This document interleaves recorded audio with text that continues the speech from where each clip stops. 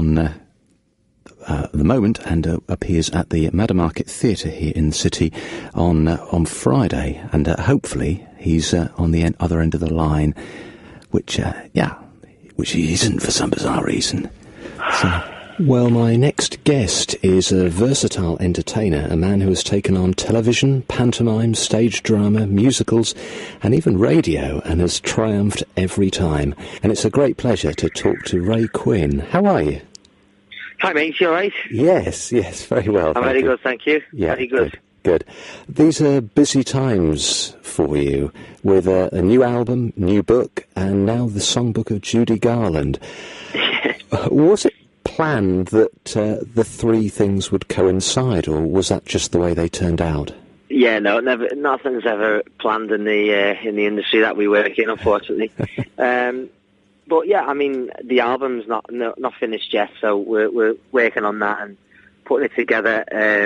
So it's been a right old journey putting all these songs together, because it's all brand new material, original stuff.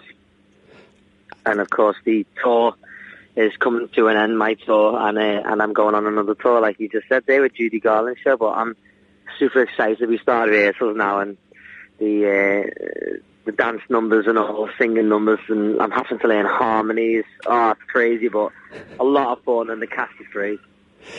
But you've done so many musicals before and been on stage before, so hopefully that's all sort of good experience.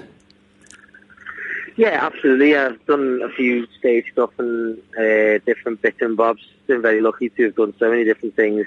But I like variety. I like a challenge, and I see them as a challenge, really. And I've met great friends and, done great jobs. So I'm always up for it. And this time it's going to be a mega tour. I mean, it's such a big show. I'm quite honoured to be involved in it, really.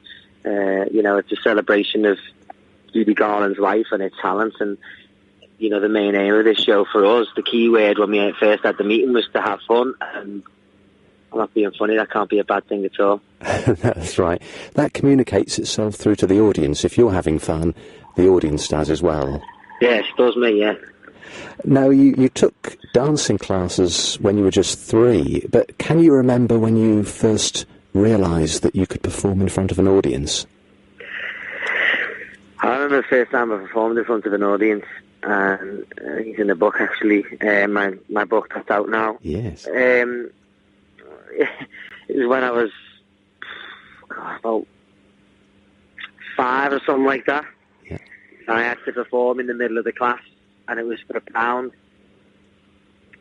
And anybody who got up who had the bottle to get up in the circle and sing something got £1.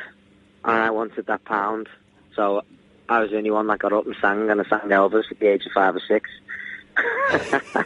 And I got the quid, and I was quite happy with that. And was it something that you remember, nerves or the fear of failure, or were you sort of fearless?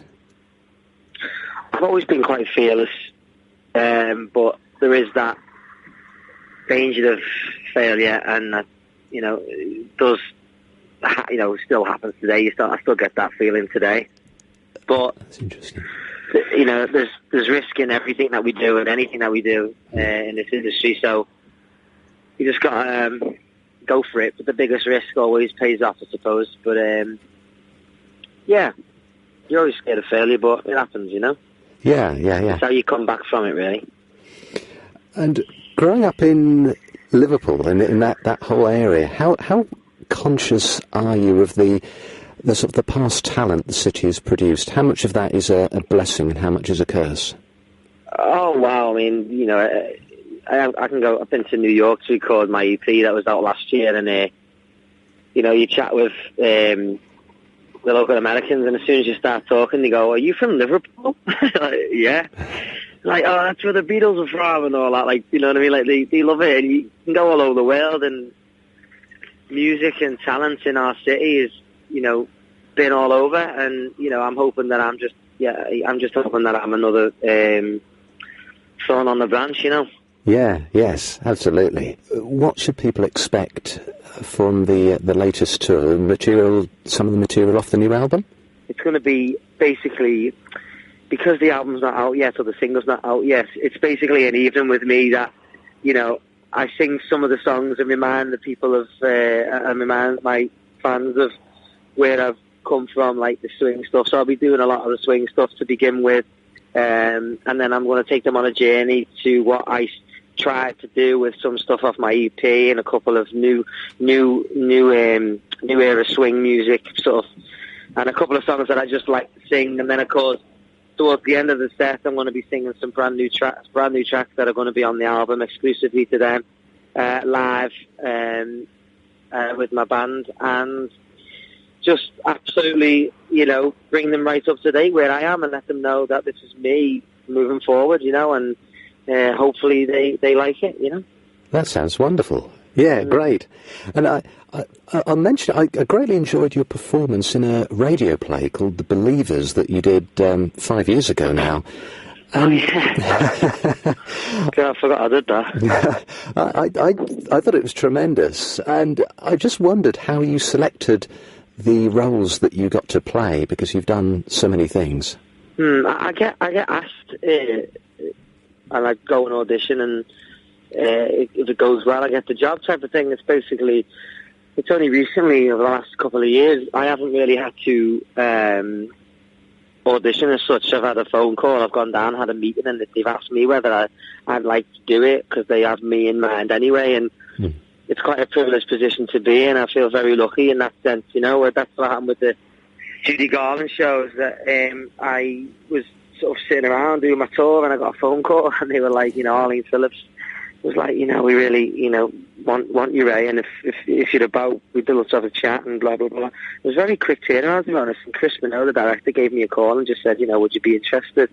And I've seen what was going on and how the show was going to go out, and I'm obviously a big fan of Judy Garland and what she's achieved as a talented woman she was, and obviously all the people she'd worked with I've looked up to for all my life, practically. You know, Fred Astaire, Bing Crosby, you know, Gene Kelly, Donald O'Connor, all these people she's worked with.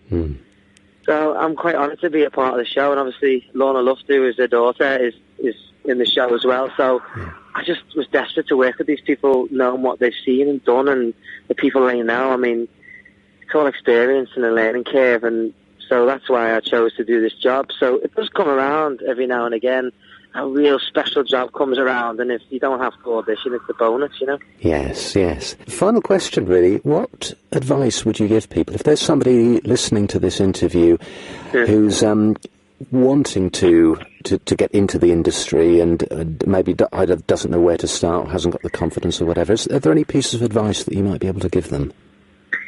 There's so many things I can try and say, but everybody's different, you know? Yeah. I learned the hard way, because nobody in my family does what I do.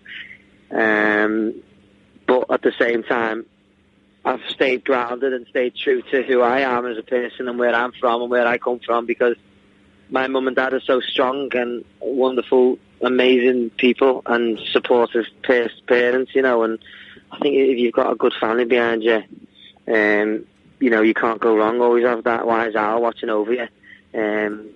Don't feel like you don't feel like you're on your own. Don't ever feel like you can only do it on your own, because there's always someone there to help, and just enjoy it and make the most of it. And I think just know who you are as well. Going into anything that you do, don't ever lose who you are. But soak everything up like a sponge, you know. Yeah. Learn your craft, do your trade. So be the smartest guy in the room, you know. Because it's a tough old industry, it really is. Like I said before, though, when it's good, it's fantastic, and that's what you crave. And if you love what you do, you know, no matter how tough it gets, you'll just keep coming back for more. So you'll know. You'll know when you know, you'll know. And good luck. And come see me if you want a job. Well, I think that's fantastic advice. Listen, I know you're really busy. Thank you so much for giving up so much time to talk today. No, my pleasure, mate. I look forward to it on Friday. I've got a couple of mates who live nearby, so I'm going to meet up with them, and Yeah, I love the theatre. So looking forward to getting down there and playing some great tracks and seeing what the reaction is. So. I'm sure it'll be great. Good luck with that. Good luck with everything that you do, because I think it's so marvellous, and every possible success for you. Nice one, buddy. Cheers. I appreciate it. Okay, all the very best. Take care. Nice one. Bye-bye. Cheers. Bye. Well.